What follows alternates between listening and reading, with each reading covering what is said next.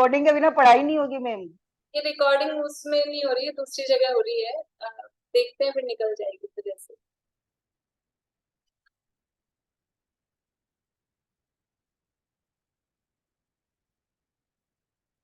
ओम नमः शिवाय। आज हम ग्रंथ प्रारंभ कर रहे हैं, तो पूरा मंगलाचरण करते हैं। जो इधर राइट हैंड साइड वाले पेज पे दिया है, वहां से हम शुरू करते हैं मंगलाचरण। पूरा मंगलाचरण करते हैं, उसके बाद में ये वाला मंगलाचरण करते हैं। ओंकारं बिंदु संयुक्तं नित्यं ध्यायन्ति योगिनः कामदं मोक्षदं चैव ओंकाराय नमो नमः। अविरल शब्द घनों प्रक्षालित सकल भूतल मल कलम का मुनि विरूपासित तीर्था सरस्वती हरतु नो दुरिता अज्ञानतिमिरान्धानां ज्ञानाञ्जनशलाकया चक्षुरुन्मीलितं येन तस्मै श्रीगुरुवे नमः। श्री परम गुरुवे नमः। परम्पराचार्य श्री गुरुवे नमः। सकल कलुष विध्वंसकं श्रेयसां परिवर्धकं धर्म संबंधकं भव्यं धर्म संबंधकं भव्य प्रतिबोधकारकं पुण्य प्रकाशकं पाप प्रणाशकम् इदं शास्त्रं श्री श्लोकदेशनामधेयम्। अस्य मूल ग्रंथ कर्तारः श्री सर्वज्ञ देवाः तदुत्तर ग्रंथ कर्तारः श्री गणधर देवाः प्रति गणधर देवास्तेषां वचोनुसार मासाद्य श्रीमद्भगवत् पूज्यपादाचार्य देव विरचितम्। श्रोतारः सावधानतया शृण्वन्तु। मंगलम भगवान वीरो मंगलम गौतम मंगलम कुंद कुंदारि जैन धर्मो सुमंगल सर्व मंगल मांगल्यम सर्व कल्याणकम प्रदानम जैनम जयतु जैनम जयतु जैनम जयतु परमात्मान मानम्य शुभ स्वात्म संविदे इष्टोपदेश माचस्ते स्वशक्त्याशाधरस्फुटम् परम ब्रह्म परमात्मा पूर्ण ज्ञान गणरी पाद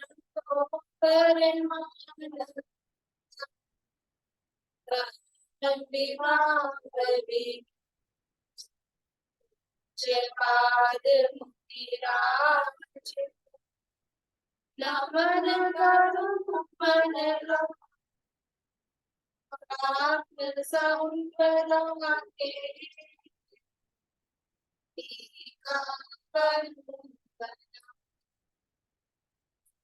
यस्य स्वयं स्वभावाप्तिरभावे कृष्ण कर्मणः तस्मै संज्ञान रूपाय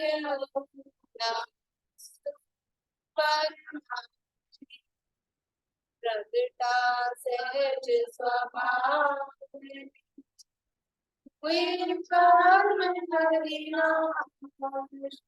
ज्ञान रूप परमात्मा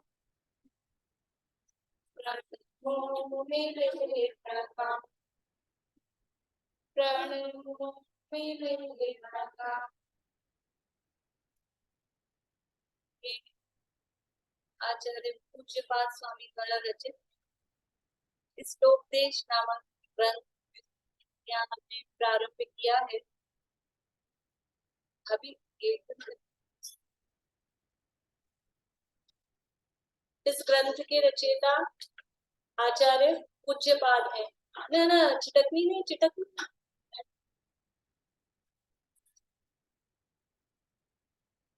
पूज्यपाद आचार्य इस ग्रंथ के रचयिता हैं। पूज्यपाद आचार्य के नाम से तो सभी परिचित ही हैं। नाम तो सुना है सबने, कहाँ सुना है? सरवार सिद्धि, तत्वार सूत्र की जो टीका है सरवार सिद्धि, इसके रचयिता हैं। लेकिन उससे पहले ये हमने ग्रंथ प्रारंभ किया है, लेकिन उससे पहले आप देखेंगे, अब शुरू में निकालिए जहां पर ये पूज्यपाद स्वामी की फोटो है शुरू में ही। इसके बाद में प्रस्तावना में दिया है ग्रंथ एवं ग्रंथ परिचय। हम लोग जनरली जब भी कोई ग्रंथ शुरू करते हैं तो हम ये शुरू के पेजेस को सब छोड़ देते हैं और हम तो सीधा जहां से चालू हो रहा है वहां से पढ़ते हैं, लेकिन प्रस्तावना जरूर पढ़नी चाहिए। शुरू के जो पेजेस होते हैं उसकी पूरे ग्रंथ का हमको ओवरव्यू समझ में आ जाता है। ग्रंथ में क्या बताया गया है, किसके द्वारा रचित है, उनकी क्या महिमा है, ग्रंथ की क्या महिमा है, ग्रंथकार की क्या महिमा है। जब उनकी महिमा आएगी तो ग्रंथ की महिमा आएगी। और कितने महान आचार्यों के द्वारा ग्रंथ लिखे गए हैं। तो पूज्यपाद आचार्य का इसमें परिचय दिया गया है। पूज्यपाद आचार्य उन महान आचार्यों में से है जिन्हें समझ लीजिए कि कुंद आचार्य और उमा स्वामी आचार्य के बाद में, समिताचार्य के बाद में उसी श्रेणी में, सर्वोपरि श्रेणी में जिनको रखा जाता है। और इनके बारे में श्रवण बेलगोला में अनेकों शिलालेख, श्रवण इतना तो आप लोगों को मालूम नहीं, सबको पता है कि नहीं? श्रवण बेलगोला जो बाहुबली भगवान बन जाते हैं कर्नाटक में, वहां पर अनेकों शिलालेख लिखे हुए हैं। अब बहुत लोग तो जाते हैं सीधे भगवान के दर्शन करते हैं और आ जाते हैं। वहां जगह जगह शिलालेख समझते हैं, चट्टानों पर कुछ लिखे हुए हैं, कुछ बातें जैन धर्म से संबंधित, जैन धर्म की प्राचीनता और उससे उसकी महिमा उन शिलालेखों में लिखी गई है। तो बहुत सारे शिलालेख हैं जिनमें पूज्यपाद आचार्य का गुणगान, गुणानुवाद उन शिलालेखों में किया गया है। जब तक ये ग्रंथ कागज पे लिखने की या ताड़पत्रों पे लिखने की पद्धति प्रारंभ नहीं हुई या इतना वो कॉमन नहीं हुआ, तो चट्टानों पे वो उत्कीर्ण किए जाती थी कुछ विशिष्ट बातें। जैसे अपने मंदिरों के बाहर में प्रशस्ति होती है, एक मार्बल के पाटिये पे लिखते हैं मंदिर कब बना, किसके द्वारा स्थापना हुई, वो शिलालेख है। ऐसे वो भी शिला मतलब पत्थर पे लिखा है ना, ऐसे ही अब वो बहुत काल, दो चार साल, 2-4 हजार साल बीत जाएंगे तो हमारे मंदिरों की प्रशस्तियां शिलालेख कहीं निकलेंगी, वो शिलालेख कहलाएंगे। तो ये इस तरह की ये शिलालेखों में, बहुत सारे शिलालेखों में इनका वर्णन मिलता है। यद्यपि दिगंबर आचार्यों की विशेषता रही है, उन्होंने अपने बारे में खुद ने कहीं कुछ नहीं लिखा है, लेकिन फिर भी इनके समझ लो माता पिता का नाम उनको, गांव का नाम उनको मिलता है। कर्नाटक के ये निवासी थे, कर्नाटक क्षेत्र के, और कोले या कोलंगन ऐसा नाम, या सरवार सिद्धि की भी जो प्रस्तावना है उसमें तो बहुत बड़ा परिचय इनका दिया गया है। अपने इस पुस्तक से भी बहुत अधिक उसमें काफी बातें उनके संबंध में दी है। कोलंगन या कोले नाम के गांव में इनका जन्म हुआ था और इनके पिता का नाम यहाँ दिया है। पिता का नाम माधव भट्ट और माता का नाम श्रीदेवी। श्रीदेवी कौन सी वाली श्रीदेवी? वो श्रीदेवी नहीं जिसे हम जानते हैं, ये इनकी माता श्रीदेवी। देखिए पिता का नाम क्या है, माधव भट्ट। सरनेम समझ में आ रहा है, भट्ट। भट्ट सरनेम से समझ में आ रहा है कि वो मूलतः जन्म से जैन ही थे, ब्राह्मण कुल में उनका जन्म हुआ और इनके पिता ब्राह्मण ही थे, लेकिन इनकी माता समझ लो जैन धर्मानुयायी थी। और इनकी माता की प्रेरणा से वो पिता भी कुछ जैन धर्मानुयायी हुए। इंटरकास्ट मैरिज ऐसी होती थी उस समय, ऐसी होती थी। तो देखिए उनके पिता का नाम माधव भट्ट और माता का नाम श्रीदेवी उल्लेखित है। वे ब्राह्मण कुल में उत्पन्न हुए थे। और एक यानी इस तरह की भी बात मिलती है, अगर आप लोगों ने सुना हो, पाणिनि बहुत बड़े व्याकरण के बहुत बड़े ज्ञाता हुए हैं पाणिनि नाम के। बहुत कम लोग जानते होंगे, लेकिन जो थोड़े बहुत भी पढ़ाई लिखाई में मतलब रहे होंगे, संस्कृत के बहुत बड़े ज्ञाता पाणिनि नाम के विद्वान हैं। वो इनके मामा थे। और कुछ विद्वान ये सिद्ध करते हैं कि पाणिनि बहुत पहले हो गए थे, ये बात में तो दोनों तरह की बातें। अभी तो इतिहास के विषय हैं, जिस भी तरह से जो भी हो। इनका काल कब हुआ है कि ये समंत भद्राचार्य के बाद में और अकलंक देव से पहले। कब हुए ये? समंत भद्राचार्य के बाद में और अकलंक देव के पहले। अकलंक देव कौन थे? अकलंक देव हैं राजवार्तिक, जो तत्वार्थ सूत्र की टीका है राजवार्तिक, उस राजवार्तिक के रचयिता अकलंक देव हैं। और समंत भद्राचार्य जिनका रत्नकरण शाखाचार्य है और तत्वार्थ सूत्र की भी टीका उनकी भी उपलब्ध नहीं है। तो इन दोनों के बीच का, अब समंत भद्राचार्य का टाइम यहाँ लिखा है ईस्वी सन 200 ईस्वी के हिसाब से देखें तो ईस्वी सन अभी कौन सा चल रहा है? 2023। और वो ईस्वी सन 200 में समंत भद्राचार्य हुए और अकलंक देव लगभग ईस्वी सन 620 से 680 यानी 600 ईस्वी जब चल रहा था तब वो हुए। तो 200 से 600 के बीच में ईस्वी सन बता रहे हैं ये। और वैसे हम जो देखते हैं ग्रंथों में वो विक्रम संवत के आधार पे होता है। तो ईस्वी सन लगभग 200 से 600 के बीच में इनका होना चाहिए। और विक्रम संवत लगभग चौथी शताब्दी का काल, चौथी नहीं छठी शताब्दी इनका काल विक्रम संवत के आधार पे कहा जाता है।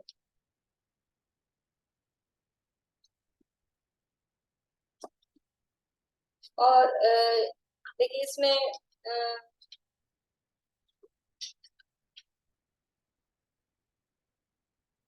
इनको वैराग्य कैसे हुआ, तो इनके अपनी बुक में ये भी है, यहाँ दिया है सरवार सिद्धि की इसमें प्रस्तावना में कि एक बार ये कहीं बगीचे में घूम रहे थे और एक मेंढक को सांप के मुंह में फंसे हुए देखा। सांप मेंढकों को खा जाता है, तो मेंढक को सांप के मुंह में उन्होंने देखा और ये घटना देख के उनको वैराग्य हो गया और वो दिगंबर जैन मुनि बने। यद्यपि कुल से ब्राह्मण थे लेकिन माता के संस्कार जैन कुल वाले थे, तो वो दिगंबर जैन मुनि बने। और अनेक ग्रंथ उन्होंने रचे। और इनकी महिमा की कुछ बात देखिए यहाँ, जो इनके बाद वाले आचार्य हुए हैं, इनके परवर्ती, इनके बाद में जो आचार्य हुए हैं, उन्होंने किस प्रकार से इनकी महिमा की है ये देखिए। आदि पुराण जिसमें आदिनाथ भगवान का जीवन चरित्र है, उसके जो करता है जिनसेनाचार्य, उन्होंने इनको क्या उपमा दी है? कवियों में ये तीर्थंकर, तीर्थंकर समझते हैं, धर्म तीर्थ के कर्ता। तो कवियों में इतने श्रेष्ठ हैं जैसे तीर्थंकर। ये श्लोक इन्होंने लिखा है, मैं श्लोक नहीं पढ़ती हूँ, अर्थ ही पढ़ती हूँ। जो कवियों में तीर्थंकरों के समान थे और जिनका वचन रूपी तीर्थ विद्वानों के वचन मल को धोने वाला है, उन देव अर्थात देव नंदी आचार्य की स्तुति करने में भला कौन समर्थ है। ये मैं इसमें से पढ़ रही हूँ, इसमें नहीं है, मैं सरवार सिद्धि में से पढ़ रही हूँ, इसमें नहीं है। उनका नाम क्या था एक्चुअल में? हम तो बोल रहे हैं पूज्यपाद, उनका नाम था देव। और नंदी संघ में वो दीक्षित हुए तो देव नंदी उनका नाम। ये तो इनका दीक्षा नाम है, अभी नाम के संबंध में भी अपन चर्चा करेंगे। तो उन्होंने देव की कौन है जो कवियों में तीर्थंकर के समान है और जिनके जो वचन हैं वो विद्वानों के वचन मल को धोने वाला है। उनके वचन अज्ञानियों के मल को नहीं, विद्वानों के, मतलब वो इतने श्रेष्ठ विद्वान थे कि विद्वानों की भी वो गलतियां निकाल दें। विद्वानों की गलती से पंडित टोडरमल जी साहब के लिए कहते हैं ना, वो पंडितों के पंडित महापंडित, ऐसे ये विद्वानों के विद्वान महाविद्वान, ऐसे ये आचार्य पूज्यपाद, उनकी स्तुति करने में, मतलब उनका गुणगान करने में उनका कौन समर्थ है, इतने वो महान थे। इसके बाद में ज्ञानार्णव के कर्ता आचार्य शुभचंद। ज्ञानार्णव एक ग्रंथ है जिसमें ध्यान की प्रमुखता से वो ग्रंथ दिया है, 4 प्रकार के ध्यानों का बहुत विस्तार से उसमें वर्णन है।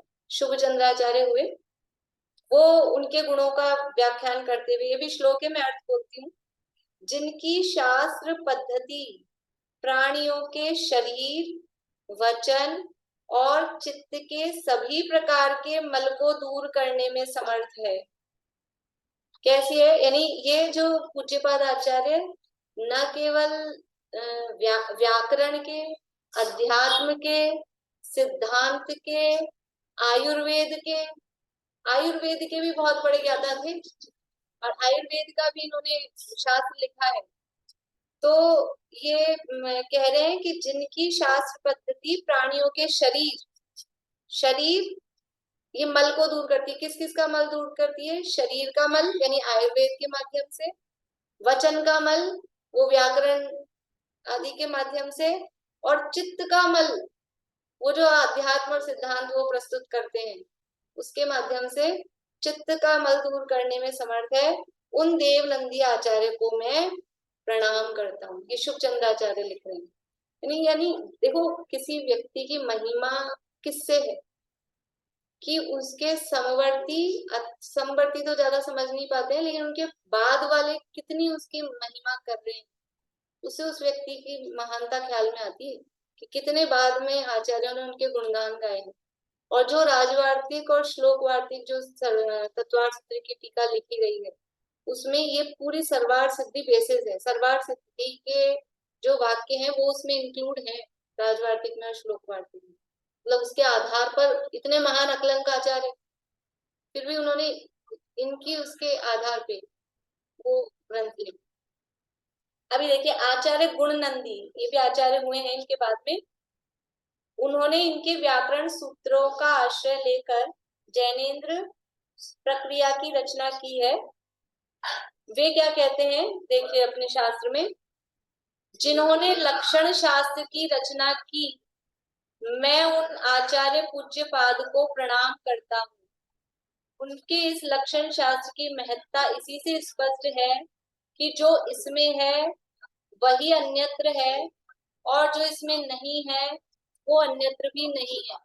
मतलब कि इन्होंने सब कुछ ले लिया, कोई ऐसा नहीं रहा कि इनका कुछ छूट गया हो तो किसी ने और किसी शास्त्र में कुछ लिख पाया हो।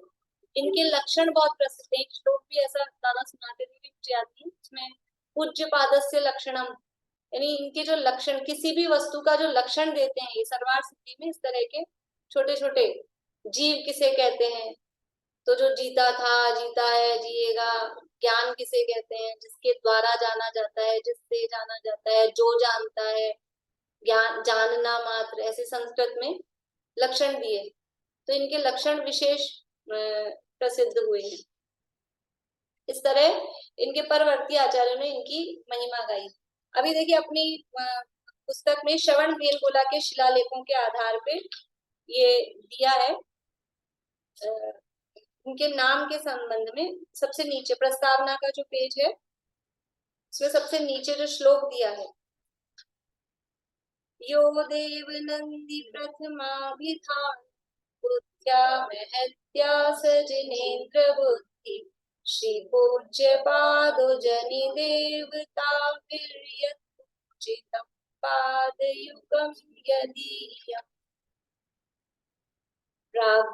प्रागभ्यधायि गुरुणा किल देव नंदी बुद्ध्या पुनर्विपुलया सजनेन्द्र, श्री पूज्य पाद इति चैव बुद्धि प्रचक्रे, यत् पूजितः पदयुगे वनदेवता। देखो इनमें क्या क्या है, इनके नाम बताए हैं। पहली लाइन में कहा है यो देवनंदी, देवनंदी नाम दिया। फिर देवनंदी प्रथमाभिधानो, ये तो उनका पहला नाम है देवनंदी। फिर आगे लिखा है बुद्ध्या महत्या स जिनेन्द्र बुद्धि, और बुद्धि की महत्ता से उनको क्या कहा, जिनेन्द्र बुद्धि। श्री पूज्य पादो जनी देवताभिर यत पूजितम पाद युगम यदीयम, कि उनको पूज्य पाद क्यों कहा, कि देवताओं के द्वारा उनके चरण युगल वो पूजे गए, इसलिए उनका नाम पड़ा पूज्य पाद। अभी तो मैं सामान्य अर्थ इसका कर रही हूँ और अपन वापस ले लेंगे। तो इनके नाम क्या क्या है, देवनंदी, पूज्यपाद, जिनेन्द्र बुद्धि, ये तीन नाम उनके प्रसिद्ध हैं। तो जो उनका दीक्षा नाम है वो तो है देवनंदी, देवनंदी उनका दीक्षा नाम है, गुरु के द्वारा दिया गया। और बुद्धि की प्रकर्षता विपुलता के कारण उन्हें जिनेन्द्र बुद्धि ये नाम दिया गया। और उनके चरण युगलों की देवताओं ने पूजा की थी, इसलिए उन्हें पूज्यपाद नाम से भी कहा गया है।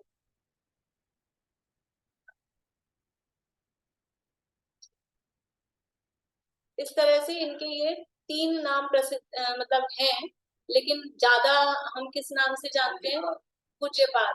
और थोड़ा सा जाने तो पूज्यपाद देवनंदी, जिनेन्द्र बुद्धि तो यानी प्रचलन में है नहीं ज्यादा, लेकिन पूज्यपाद आचार्य के नाम से इनको जाना जाता है। इनके संबंध में इनको अनेक तरह की, समझ लो अभी मैंने बताया आपको, अनेक इनको ज्ञान अनेक तरह के थे और औषधियों वगैरह का इनको खूब ज्ञान। बोली कविता। इनका जिनेन्द्र बुद्धि क्यों रखा गया नाम, एक बार रिपीट कर दीजिए। बुद्धि की स्पेशलिटी, बुद्धि की प्रकर्षता, ये लिखा है अपनी बुक में प्रस्ताव नंबर पेज पे, वहां लिखा है बुद्धि की प्रकर्षता के कारण बुद्धि का नाम रखा गया। और इनको विभिन्न तरह का इनको ज्ञान था, और यानी इनको इस तरह की रिद्धियां भी प्राप्त थी। इस तरह के शिलालेख, श्रवण बिल्कुल के शिलालेख में इतना आता है कि जिस जल से उनके चरण धोए जाते थे, जिस जल से उनके चरण धोए जाते थे, उसके स्पर्श से लोहा भी सोना बन जाता था। यानी इस तरह की उनको अनेक प्रकार की उनको रिद्धियां और औषधियों का उनको ज्ञान था। उनके चरण स्पर्श से पवित्र हुई धूलि में पत्थर को सोना बनाने की क्षमता थी। वो जल से भी सोना बन जाता था। जिस जल से पाद प्रक्षालन कब करते हैं, पाद प्रक्षालन आहार के समय पाद प्रक्षालन किया जाता है ना, तो वो जिस जल से उनके चरण धोए, अब वो जल जहां गिरेगा पत्थर पे, पत्थर भी सोना। उनकी चरण के स्पर्श से धूली भी, वो धूल भी सोना बन जाने की, उस धूल में पत्थर को सोना बनाने की क्षमता थी।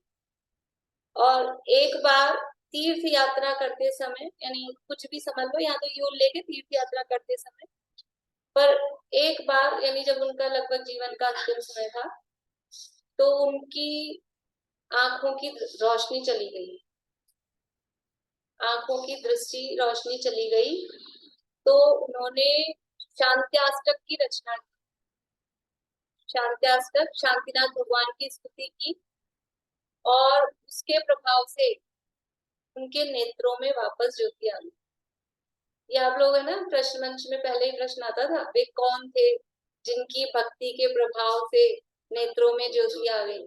तो नाम तो याद पता था, लेकिन कहानी नहीं पता थी कि वो एक बार यात्रा पे तीर्थ वंदना वगैरह कर रहे थे और अचानक उनकी आंखों से दिखना बंद हो गया, तो वो बैठ गए और शांतिनाथ भगवान की उन्होंने स्तुति की। और अभी मैंने मनीष जी मेरठ वालों का एक प्रवचन अभी पिछले महीने की शायद 14 तारीख का है, तो उसमें वो बता रहे थे कि ये जो अपना शांतिनाथ शिष्यनहरी है ना, संस्कृत वाला, यही वो शांत्याष्टक है। पूज्यपाद आचार्य ने उसकी रचना की, लेकिन यहाँ पे बस शांत्याष्टक ही लिखा नाम मिलता है उनकी रचनाओं में, लेकिन अब वो कौन सा वाला है, पर वो मनीष जी भी वो उन्होंने खोजबीन करके तो रिसर्च टाइप से लिखा हुआ है। राइटर का नाम पूज्यपाद शांत्याष्टक। हाँ, तो वो उन्होंने बताया कि ये मनीष जी जो मेरठ वाले अपने पंडित जी हैं, उन्होंने बताया कि ये जो अपना संस्कृत वाला शांति पाठ है, शांतिनाथ शिष्य भारती, ये तो हिंदी है, उसका जो संस्कृत वाला है वो पूज्यपाद आचार्य ने, और वो यही वाला है जब उनकी आंखों की रोशनी आ गई थी। तो अपन भी किसी की आंखें चली जाए तो ये ऐसा नहीं है, ये तो उनकी भक्ति का अंदर की, देखो निमित्त नैमित्तिक संबंध है, वो रोशनी आनी थी, उनकी विशुद्धि इस प्रकार की थी, उनकी भक्ति। वो भक्तामर हम रोज पढ़ते हैं तो सारे चोर भक्तामर पढ़ने लग जाए, ताले खुलने लग जाए, ऐसा नहीं होता है। वो तो अंदर की विशुद्धि और जो काम होने योग्य हो, उसका निमित्त नैमित्तिक संबंध इस प्रकार से बनता है। हाँ हाँ हाँ, आंख उल्टा कर दे, हाय हाय करते, अब क्या करूं, अब क्या करूं। पर इस घटना से आंखों की रोशनी तो आ गई, पर इस घटना से उनको वैराग्य हो गया। वैराग्य मीन्स वैराग्य तो था ही, मुनि तो थे ही, लेकिन फिर उनको मतलब जीवन से वैराग्य हो गया, उनको समझ में आ गया कि जीवन बहुत क्षणभंगुर है, अधिक नहीं है। फिर उन्होंने समाधि ले ली, वहां से जब वापस आए वो तीर्थ यात्रा से लौट के, उन्होंने समाधि ले ली। उनको इस तरह की भी रिद्धि या इस तरह का भी उनको कोई जड़ी बूटी का इसका ज्ञान था कि वो पैरों में कुछ इस तरह की वो जड़ी बूटी का लेप लगा लेते थे, जिसके माध्यम से वो आकाश में गमन कर सकते थे। तो वो अनेकों बार कुंकुंदाचार्य का तो हमको मिलता ही है कि वो विदेह क्षेत्र गए, लेकिन ये पूज्यपाद आचार्य भी, ये तो ऐसे कहते हैं, तो जाते आते ही रहते थे, जैसे अप डाउन करते हैं ना लोग बात, ऐसे ये जब चाहे जब ही अपने पैरों में वो जड़ी बूटी लगाकर, और बहुत बार विदेश क्षेत्र जाते थे। ये शिलालेखों में ही उल्लेख, जो भी श्रवण बेलगोला के शिलालेख हैं, पत्रों में जो है। अब कभी आप लोग कभी किसी कार्यक्रम बने श्रवण बेलगोला जाने का, तो भले ही पढ़ने में समझ में आए, कोशिश करना, नहीं भी वो सब कोई उसमें भी होंगे दूसरी भाषाओं में, लेकिन देखे तो कि शिलालेख है वहां पर, इतना तो विश्वास और अपने जैन धर्म की महानता और प्राचीनता को ख्याल में आए। इसी में हाँ, तो जरूर देखें, और भी जगहों पर होते हैं। एक अपने यहाँ पे भी बहुत बड़ा शिलालेख है, जहाँ पे वो उपसर्ग हुए ना पार्श्वनाथ भगवान, क्या नाम, बिजौलिया, बिजौलिया पार्श्वनाथ में बहुत बड़ा शिलालेख है, बहुत ही बड़ा है, तो उसको कांच से कवर, हाँ कांच से कवर करके कर दिया है। और ऐसे अनेक जगहों पर होते हैं। अब इनकी इन्होंने वास्तव में इनकी पहचान क्या है, ये तो हमने सब पहचान देखी है, ये तो वो चाहते ही नहीं थे कि ये कोई पहचान है। असली पहचान किससे होती है कि उन्होंने काम क्या किया, उन्होंने ग्रंथ रचनाएं साहित्य क्या क्या लिखे हैं। तो पूज्यपाद आचार्य का एक तो सबको पता ही है, सबसे प्रसिद्ध जो तत्वार सूत्र की टीका सरवार जी उन्होंने लिखी है। इसके अलावा समाधि तंत्र, जो इसके साथ इसी बुक के साथ आप लोगों के पास में आया है, समाधि तंत्र अभी इसमें नहीं है, मतलब जिन लोगों को बाय पोस्ट भेजा है ना, वो दोनों भेजिए, स्टोपदेश और समाधि तंत्र। और दूसरा है ये स्टोपदेश, ये स्टोपदेश और समाधि तंत्र दोनों ही अध्यात्म के, मतलब आत्म कल्याण के जो इच्छुक हैं, यानी सीधा ये इसमें ध्यान की भी बातें हैं, और आत्महित किस प्रकार से हो, संसार से वैराग्य कैसे हो, और आत्महित किस प्रकार से हो, उसके लिए ये स्टोपदेश और समाधि तंत्र। समाधि तंत्र में 105 श्लोक हैं, और स्टोपदेश में बहुत ही कम 51, एकमात्र 51 अर्धशतक है केवल, बहुत छोटा ग्रंथ है। और इसमें किस प्रकार से जीव अपना स्वरूप पहचाने, आत्मा और शरीर का भेद विज्ञान करे, संसार से विरक्त किस प्रकार से हो, ये यहाँ पर इसमें स्टोपदेश में बताया है। और इनका जो ग्रंथ है एक है दश भक्ति, दश भक्ति नाम से इन्होंने 10 प्रकार की भक्तियां, निर्वाण भक्ति, तीर्थंकर भक्ति, सिद्ध भक्ति, नंदीश्वर भक्ति, चैत्य भक्ति, कुंकुंद आचार्य ने भी 10 भक्ति लिखी है, जो पंचकल्याणक प्रतिष्ठा महोत्सव में मोक्ष कल्याणक के दिन, क्योंकि वहां तब तक कोई रुकता ही नहीं है तो पता ही नहीं क्या होता है मोक्ष कल्याणक और रुके भी होते हैं तो पहुंचते ही नहीं, सुबह सुबह 7 बजे हो जाता है। तो वो मोक्ष कल्याणक के दिन ये 10 भक्तियों का पाठ होता है। तो वो प्राकृत वाली कुंकुंदाचार्य वाली है और इन्होंने संस्कृत में 10 भक्तियां लिखी हैं। तो ये 10 भक्ति हैं। इसके अलावा ये शांत्याष्टक और एक ये शब्दावतार और जैनेन्द्र व्याकरण, इन्होंने जैनेन्द्र व्याकरण लिखी। व्याकरण मतलब पूरा किस तरह से शब्द बनते हैं, व्याकरण समझते हैं?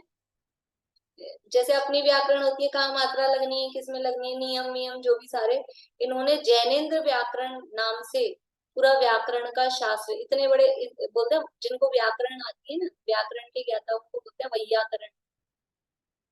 उन्हें को पता नहीं ना, मैं शब्द बोलूंगी तो पता ही नहीं चलेगा।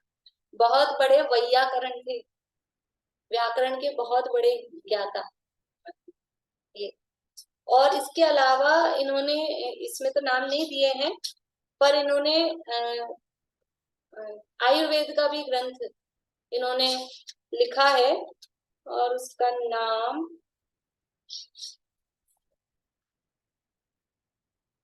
चिकित्सा शास्त्री नाम दिया है। चिकित्सा शास्त्र उन्होंने लिखा है। और जो अपने यहाँ जैनों में एक उग्रादित्याचार्य हुए हैं, जैन आचार्य हुए उग्रादित्याचार्य, और उन्होंने लिखा है कल्याण कारकम नाम का आयुर्वेद का शास्त्र। जितने भी ये होते हैं ना आयुर्वेद वैद, आयुर्वेदिक वैद, वो सब वो कल्याण कारकम उसको पढ़ते हैं। तो वो हुए हैं बाद में। उन्होंने अपने कल्याण कारकम में भी पूज्यपाद आचार्य का उल्लेख किया है। तो आयुर्वेद के भी बहुत बड़े ज्ञाता थे। इसके अलावा ये जैनेन्द्र व्याकरण हो गया, शब्दावतार ये भी व्याकरण संबंधी ग्रंथ है। सर्वार सिद्धि, समाधि तंत्र, इष्टोपदेश, दश भक्ति, या आपने इसमें तो 5 ही नाम दिए हैं पर आप लोग लिख लीजिए। और दश भक्ति, शांत्याष्टक, शांत्याष्टक आ गया इसमें,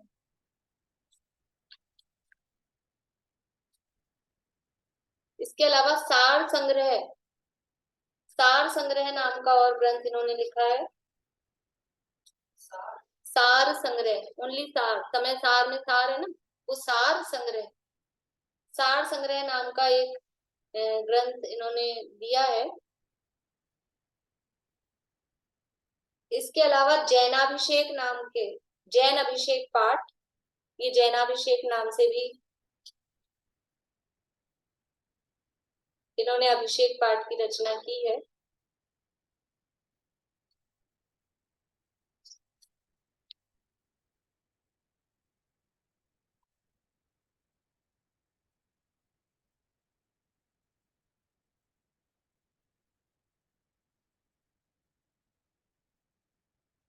इस तरह से यानी जो ग्रंथ हम पढ़ रहे हैं, तो वो ग्रंथ जिन्होंने रचा है उनकी क्या महिमा है। देखो पुरुष की प्रमाणता से वचन की प्रमाणता होती। तो पहले वो पुरुष यानी जो वो व्यक्ति, उन्होंने उनकी हमको प्रमाणता हो, उन पे विश्वास हो, तो वो जो कह रहे हैं फिर उस बात पे विश्वास होगा। वो व्यक्ति का ही पता नहीं है किसने लिखा, क्या लिखा, कुछ भी कह दिया तो फिर हमको उसकी बात पे भी विश्वास नहीं होगा। इसलिए ये बहुत आवश्यक है कि जिस ग्रंथ का हम स्वाध्याय कर रहे हैं तो उन ग्रंथ के ग्रंथकार का परिचय हमें अवश्य हो। इस तरह से ये इनकी सामान्य सा परिचय अपन ने देखा। परिचय बहुत डिटेल में, ये सर्वार सिद्धि में तो भी डिटेल में है सारे, और भी बहुत सारे उदाहरण वगैरह दिए क्या क्या इनकी महिमा है। पर ये सामान्य परिचय, थोड़ा सा सामान्य परिचय अपन ग्रंथ का भी कर लेते हैं। कल से फिर अपन बराबर ग्रंथ प्रारंभ मंगलाचरण से करेंगे। बोलिए। मैम आप क्या बोले कि पैर में लेप लगा के मतलब समोसरण जाते थे कि विदेश क्षेत्र, क्या बोले? हाँ, विदेश क्षेत्र मतलब समोसरण। विदेश क्षेत्र का मतलब क्या? मतलब विदेश क्षेत्र में जो समोसरण लगता है वहां पे। हाँ, सिमंदर भगवान के समोसरण। हाँ। देखिए अब ये जो ग्रंथ जिसका स्वाध्याय हम प्रारंभ करने जा रहे हैं उसका नाम क्या है? इष्टोपदेश, इष्टोपदेश, इष्ट प्लस उपदेश। इष्टोपदेश क्या है? इष्टोपदेश जो अपना हमको जो इष्ट हो, हमें क्या इष्ट है, क्या चाहिए? हाँ, कल्याण का क्या मतलब है? कल्याण बोलते, कल्याण का क्या मतलब है? हीरा जी, क्या चाहिए आपको? क्या चाहिए? क्यों पढ़ रहे हैं? पढ़ाई क्यों कर रहे हैं? स्वाध्याय क्यों कर रहे हैं? मंदिर क्यों चल रहे हैं? कल्याण होने के लिए। कल्याण का मतलब क्या? कल्याण का अर्थ नहीं समझती हूँ। चलिए बोलिए अंकल। कल्याण का मतलब मुक्ति। मुक्ति, मुक्ति वापस क्यों संसार चाहिए? दुनिया, मुक्ति क्यों चाहिए? वापस जिससे संसार। चतुर्गति भ्रमण नहीं करना पड़े। उससे क्या हो रहा है? चतुर्गति भ्रमण से तकलीफ क्या है आपको? छुटकारा मिल जाए ना जन्म मरण से। तो जन्म मरण में क्या तकलीफ है? करते रहो ना। नहीं, तकलीफ तो होती है ना, सारा काम ही उसी लिए होता है। तकलीफ होती है, दुख है, दुख लगता है। हम क्या चाहते हैं? हम ये जो भी बोल रहे हैं ना, हम कल्याण चाहते हैं, मुक्ति चाहते हैं, हम संसार से, इस सब का मतलब है हम सुख चाहते हैं। हमें क्या इष्ट है? केवल और केवल एकमात्र सुख ही चाहते हैं। दौलत राम जी ने ऐसे नहीं लिखा है, जे त्रिभुवन में जीवन सुख चाहे, ओनली सुख चाहते हैं और कुछ नहीं चाहते। तो हमें क्या इष्ट है? सुख इष्ट है। और ये क्या है इसमें? इष्ट उपदेश, सुखी होने का। अब वो सुख हम चाहते हैं तो वो सुख की दशा वो कहाँ है? आत्म को हित है सुख, सो सुख आकुलता बिन कहिए। और आकुलता शिव माही न, ताते शिव मग लाग्यो चाहिए। आत्मा का हित, आत्मा को इष्ट है सुख, और वो सुख है निराकुलता में। और वो निराकुलता कहाँ मिलती है? वो मोक्ष में मिलती है। इसलिए हम मोक्ष मार्ग में लग रहे हैं, नहीं तो हमको मोक्ष से कोई प्रयोजन नहीं है। यहाँ सुखी, देखो पूर्ण सुखी मुक्त कहाँ होता है? ऊपर जाके होता है, यही तो होता है। मोक्ष कहाँ होता है? मोक्ष तो यही होता है, मध्य लोक में ही होता है। वो तो ऊपर तो बाद में जाके सेट होते हैं। यही ये निराकुलता, पूर्ण निराकुलता कहाँ प्रकट हुई?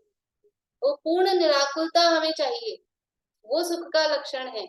और उसका जो उपदेश दे, तो वो मोक्ष का जो, अब हम मोक्ष शब्द से उसको लेते हैं, तो जो मोक्ष का उपदेश दे, जिसमें मोक्ष का मार्ग बताया गया हो, वो है इष्ट उपदेश, वो है मोक्ष मार्ग प्रकाशक, वो है मोक्ष शास्त्र, वही है, वो है पुरुषार्थ सिद्धि उपाय।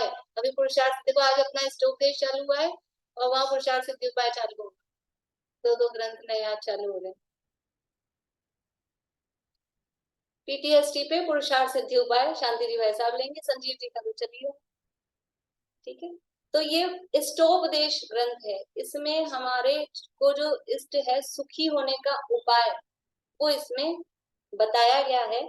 ऐसा ये इष्टोपदेश नामक आध्यात्मिक ग्रंथ है, भेद ज्ञान और आत्मानुभव सीधा। यानी हम ये दृढ़ संकल्प करके बैठे कि ये ग्रंथ का स्वाध्याय करते करते हम आत्मानुभव करके ही उठेंगे। ये पूरा सीधा, केवल इसलिए सरल है। देखो गुणस्थान विवेचन चलाते अपन तो बहुत कठिन पड़ता, ये सब इतने, अभी पता है अंदर कितनी संख्या है? 52 संख्या है अंदर इसमें वो है कंप्यूटर में, यूट्यूब पे बाद में होंगे। तो ये जो इतने लोग अभी जुड़े हुए गुणस्थान विवेचन, तो ये अभी नए नए लोग समझ ही नहीं पाते, वो कठिन पड़ता है। और दूसरी बातें, चरणानुयोग की बातें कि हम नहीं फॉलो कर पाएंगे, कठिन लगेंगी। लेकिन सबसे सरल है, क्या है सबसे सरल? निज पद को पाना। इससे कठिन, इससे सरल कुछ नहीं है। तो अध्यात्म है वो सबसे सरल है, और आत्मा का अनुभव करना सबसे सरल काम है, दुनिया का सरलतम काम। प्रकाश जी वैसा वैसे बोलते हैं, युवल जी बाबू जी बोलते थे, दुनिया की सरलतम घटना का नाम है सम्यक दर्शन। लेकिन हमने कठिन बना रखा है, हवा बना रखा है। इसलिए ये ग्रंथ मैंने लिखा था, उसमें ये ग्रंथ अत्यंत सरल है और अत्यंत सरल है, क्योंकि अपनी बात किसको कठिन लगती है? अपनी बात है आत्मानुभव किस तरह से हमें हो, उसके लिए यहाँ ये चर्चा है। देखिए समय तो अपना हो गया है, रीडिंग कर ले अपन ये इसको बस। पेज नंबर 8 है जो शुरू वाला ऊपर जो पेज नंबर डले हुए 8 नंबर पेज, इसको अपन रीडिंग कर लेते हैं। ग्रंथ के नाम की सार्थकता। जिसके द्वारा सुख उत्पन्न हो और दुख का विनाश हो, उस कार्य का नाम प्रयोजन है। उस प्रयोजन की सिद्धि जिससे हो, वही अपना इष्ट है। अब इस अवसर में अपने को वीतराग विशेष ज्ञान का होना ही प्रयोजन है, क्योंकि उससे निराकुल सच्चे सुख की प्राप्ति होती है और सर्वाकुलता रूप दुख का अभाव होता है। ये टोडरमल जी साहब ने मोक्षम प्रकाशक के प्रारंभ में ये दिया है। और दौलत राम जी ने कहा है, आत्म को हित है सुख सो सुख आकुलता बिन कहिए, आकुलता शिव माही न ताते, शिव मग लाग्यो चाहिए। आत्मा का हित सुख है और वह सुख आकुलता रहित है। मोक्ष में आकुलता नहीं, इसलिए मोक्ष के मार्ग में उसके उपाय में लगे रहना चाहिए। मोक्ष और उसका उपाय यह अपना इष्ट है।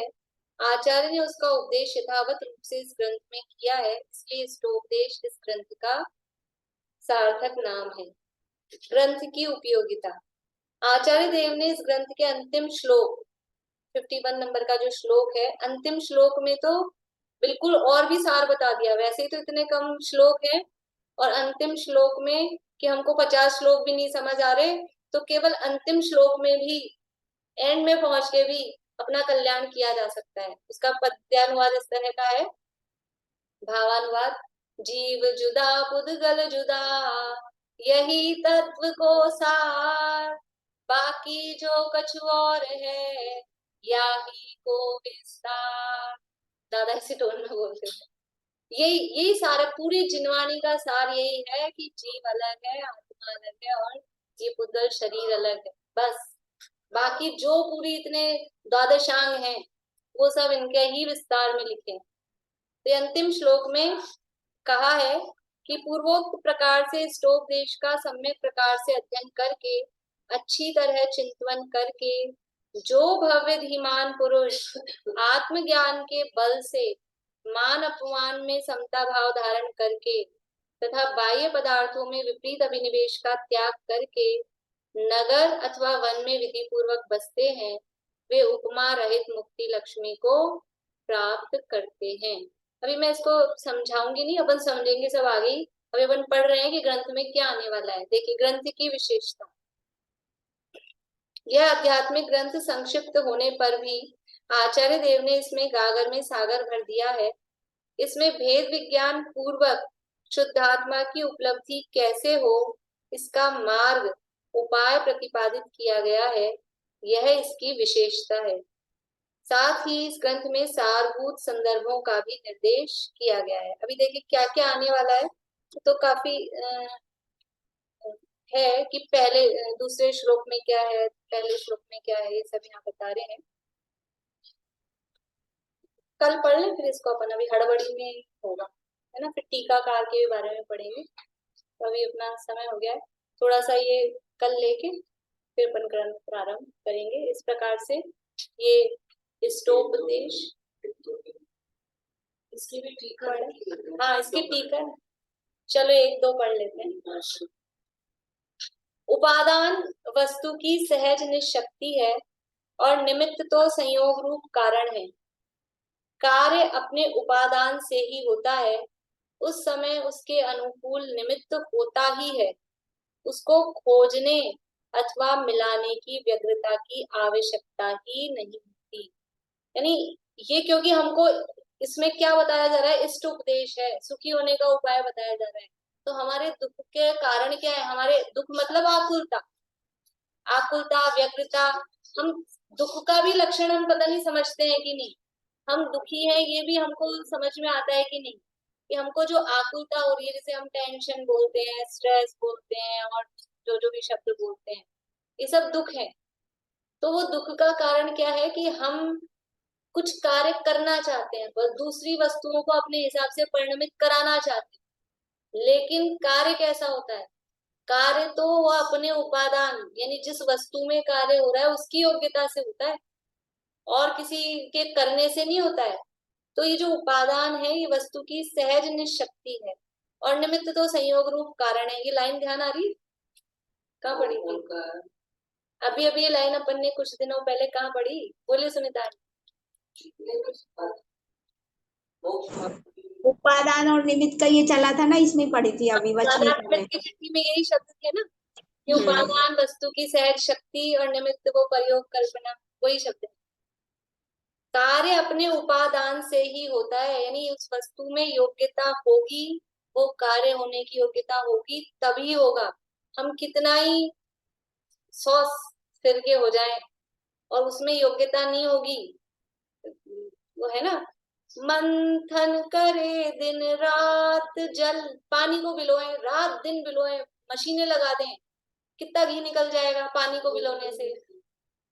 कितना घी निकल जाएगा? पानी में घी होगा, उपादान में योग्यता होगी तो निकलेगा ना। और हम मंथन करते रहे दिन रात, नहीं आने वाला है।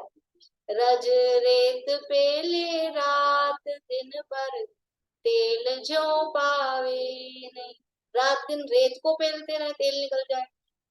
नहीं निकलेगा। तिल में से तेल निकलेगा, जिसमें होगा उसमें से निकलेगा, वो है उपादान। तो कार्य है वो अपने उपादान से होता है, उस समय उसके अनुकूल निमित्त, निमित्त का मतलब है सहायक। जब कार्य होने की योग्यता होती है उपादान में तो सहायक तो कहीं से भी आते हैं, आसमान से टपक के आते हैं। जब शेर के उपादान में योग्यता हो गई कि सम्यक इसको प्राप्त होना है तो वो निमित्त उपदेश देने वाले आसमान से उतर के आ गए। निमित्तों को मिलाना बुलाना नहीं पड़ता है कि आ जाओ आ जाओ, निमित्तों से कार्य नहीं होता है। अंदर उपादान में योग्यता होती है तो निमित्त तो उतर के आते हैं, उनको खोजने अथवा मिलाने की व्यग्रता की आवश्यकता ही नहीं होती। तो कितनी हमारी निर्भर हो गई जिंदगी। कार्य होगा जिस वस्तु में जैसा परिणमन होना है उसकी योग्यता से होगा, तो अब क्या, यही तो है इष्ट उपदेश। और क्या है इष्ट उपदेश? यही तो हमारे को इष्ट है कि हम निर्भर हो जाएं। ये उपदेश दिया है इसमें 2 नंबर के श्लोक में, ये इष्ट उपदेश है। तो ये तो वो है, क्या बोलते हैं, ट्रेलर। ये तो यहाँ पे आपको सैंपल चखाया है कि क्या आने वाला है आगे, किस तरह से हम निर्भर होने वाले हैं।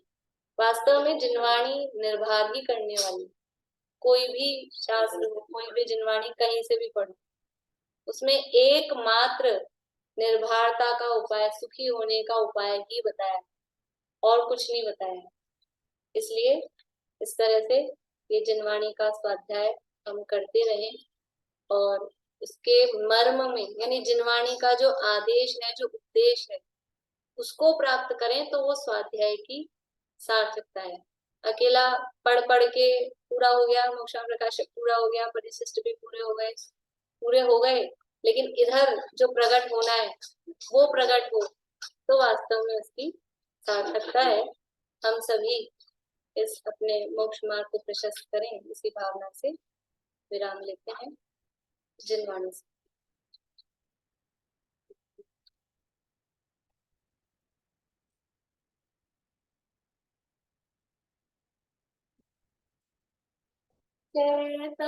आनंद सहज जीवन हमारा अनादि अनंत जीवन हमारा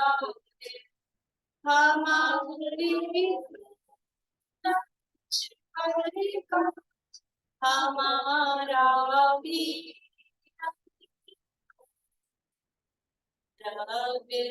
दृष्टि आज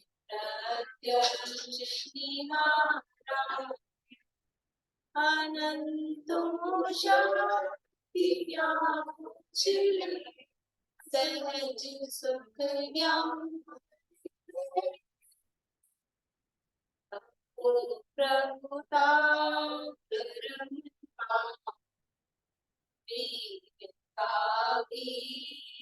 पारा अहो चैतन्य सहज जीवन हमारा